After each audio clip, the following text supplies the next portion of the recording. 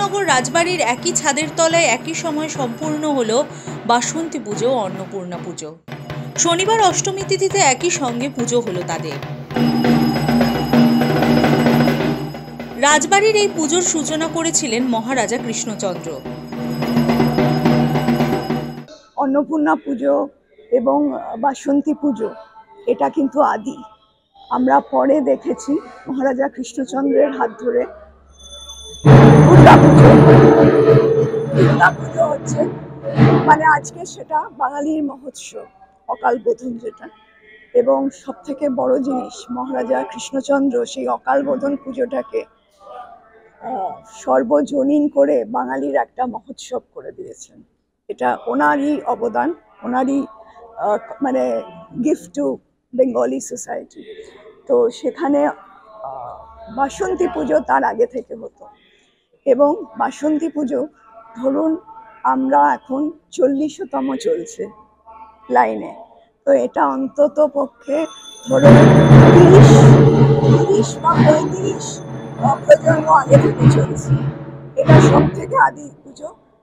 পাপ সম্ভব ত্রাহিমাম পুণ্ডরী কাক্ষ্যং সর্ব পাপ হরহরি। রাজা কৃষ্ণচন্দ্র প্রতিষ্ঠিত এই পুজো মাঝে কিছুদিন বন্ধ থাকলেও বর্তমান রাজবধূ অমৃতা রায় এবং তার স্বামীর উদ্যোগে আবারও তা শুরু হয়েছে। আমরা আবার চালু করেছি যাতে সব বৈশিষ্ট্য, সব ঐতিহ্য এবং সব থেকে বড় কথা, মা যেন আবার ফেরত আসেন, সবাইকে আশীর্বাদ করেন।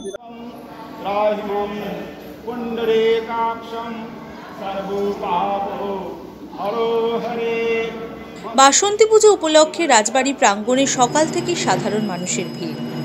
একদিকে যেমন মানুষ আসেন পুজো দিতে, আবার দূর দূরান্ত থেকে অনেকেই এসেছেন উৎসবের মরশুমে রাজবাড়ি ঘুরে দেখতে, সামিল হতে। আগেও এসেছি, তবে পুজো উপলক্ষে আসা এই প্রথম।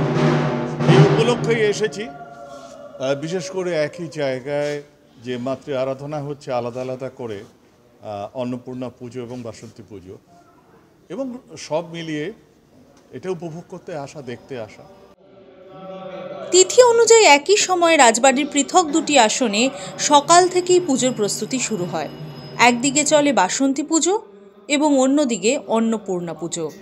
প্রাচীন রীতি মেনেই আজও বলি হয়, তবে শুধুই আখ কুমড়ো। নদিয়া থেকে কাজল বসাকের রিপোর্ট, দ্য ওয়াল।